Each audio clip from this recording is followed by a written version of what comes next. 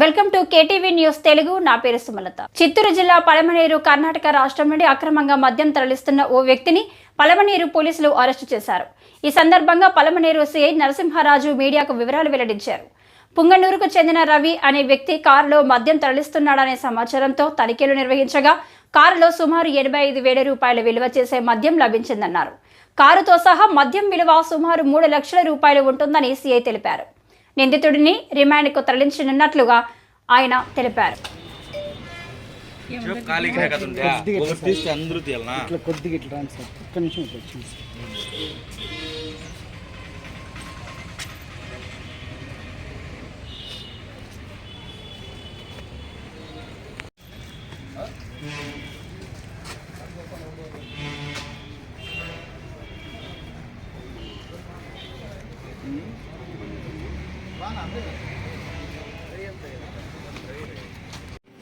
నేను నరసింహరాజు, ఇన్స్పెక్టర్ పలమనేరు అండి. ఈరోజు మాకు రాబడిన ఒక ఖచ్చితమైన సమాచారం మేరకు ఈ యొక్క కర్ణాటక మద్యం అక్రమ రవాణా చేయబడుతుందని తెలిసి మేము మా యొక్క ఏఎస్ఐ గారు వారి సిబ్బందితో కలిపి ఈ కుప్పం పలమనేరు జాతీయ రహదారి అంబేద్కర్ నగర్ వద్ద వాహనాలు తనిఖీ చేయగా మాకు వచ్చిన సమాచారం మేరకు ఆ వెహికల్ని పట్టుకొని తనిఖీ చేయగా దాంట్లో 13 కేసులు కర్ణాటక లిక్కరు మరియు ఒక 4 కేసులు బీరు బాటలు లభ్యమైనాయి.